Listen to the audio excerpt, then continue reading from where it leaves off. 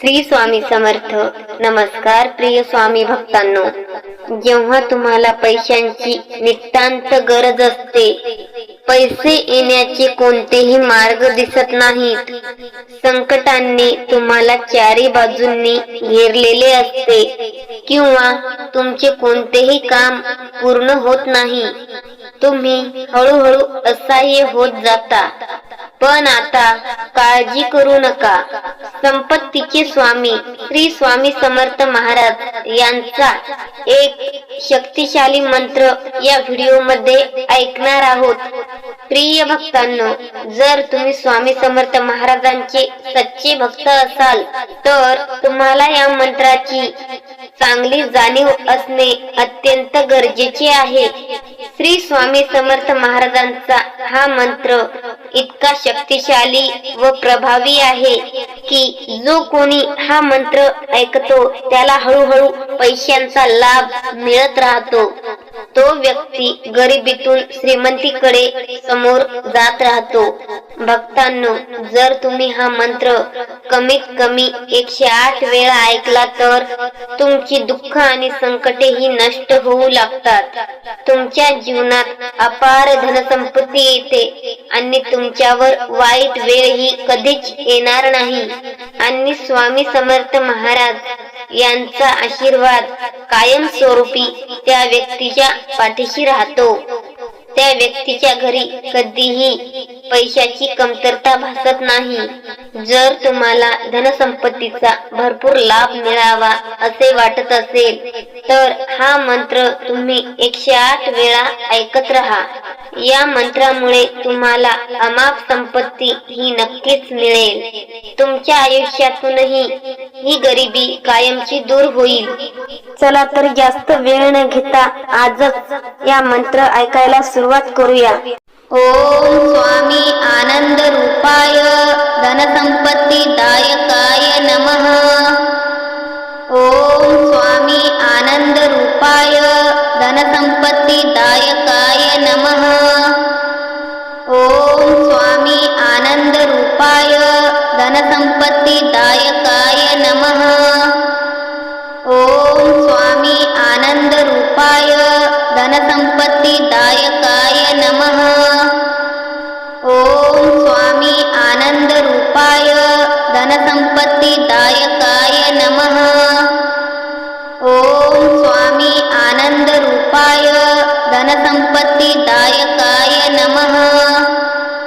ओम स्वामी आनंद रूपाय धनसंपत्ती दायकाय नमः. ओम स्वामी आनंद रूपाय धनसंपत्ती दायकाय नमः. ओम स्वामी आनंद रूपाय धनसंपत्ती दायकाय नमः. ओम स्वामी आनंद रूपाय धनसंपत्ती दायकाय नमः. ओम स्वामी आनंद रूपाय धनसंपत्ती दायकाय नमः. ओम स्वामी आनंद रूपाय धनसंपत्ती दायकाय नमः. ओम स्वामी आनंद रूपाय धनसंपत्ती दायकाय नमः. ओम स्वामी आनंद रूपाय धनसंपत्ती दायकाय नमः. ओम स्वामी आनंद रूपाय धनसंपत्ती दायकाय नमः. ओम स्वामी आनंद रूपाय धनसंपत्ती दायकाय नमः. ओम स्वामी आनंद रूपाय धनसंपत्ती दायकाय नमः. ओम स्वामी आनंद रूपाय धनसंपत्ती दायकाय नमः. ओम स्वामी आनंद रूपाय धनसंपत्ती दायकाय नमः. ओम स्वामी आनंद रूपाय धनसंपत्ती दायकाय नमः. ओम स्वामी आनंद रूपाय धनसंपत्ती दायकाय नमः. ओम स्वामी आनंद रूपाय धनसंपत्ती दायकाय नमः.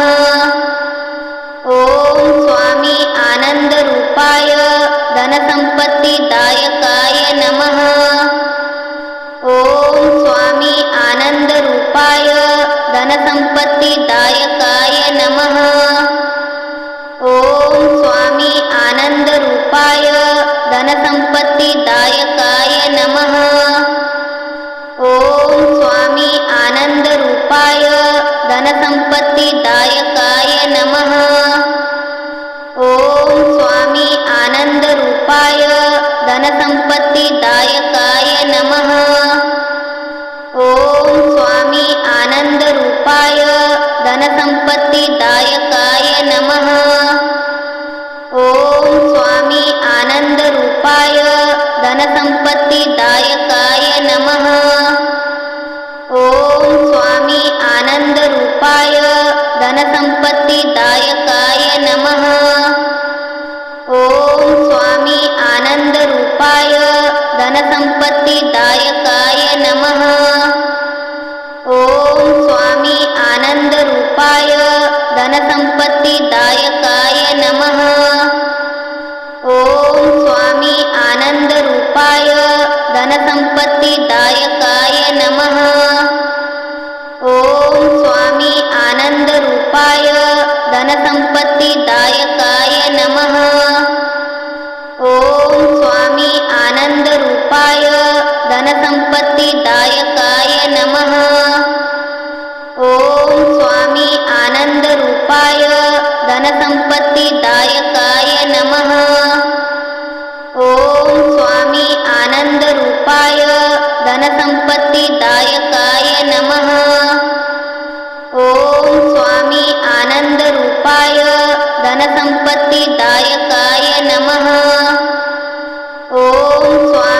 आनंदरूपाय धनसंपत्तिदायकाय नमः।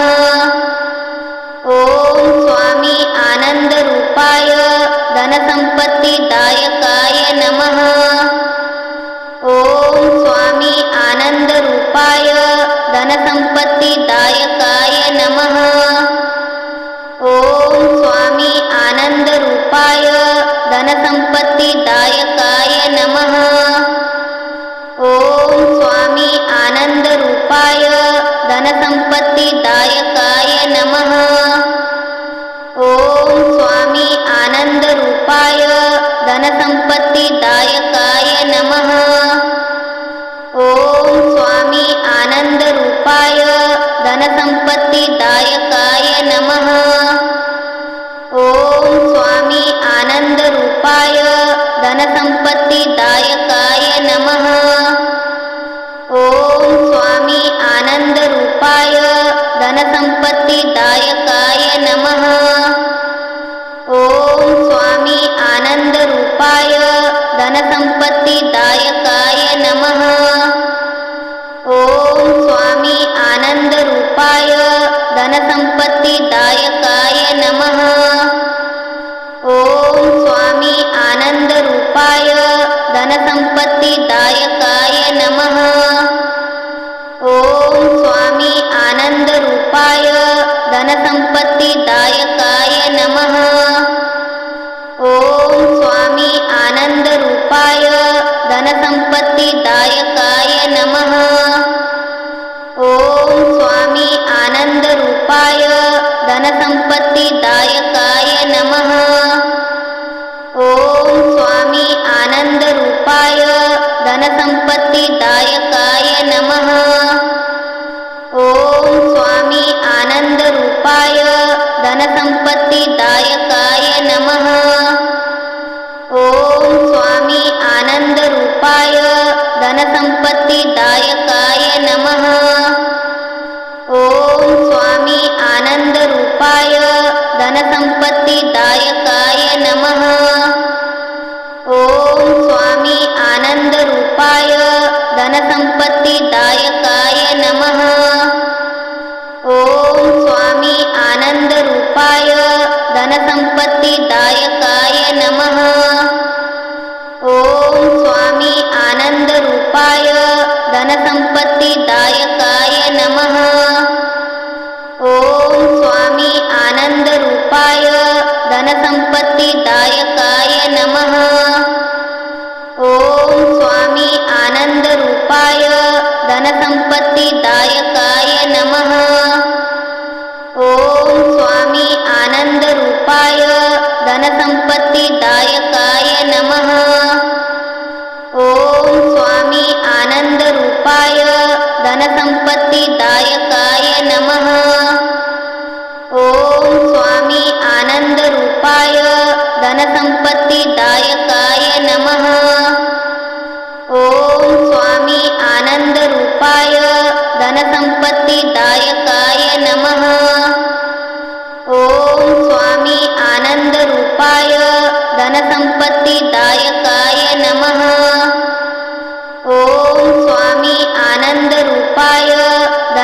गणपतिदायकाय नमः।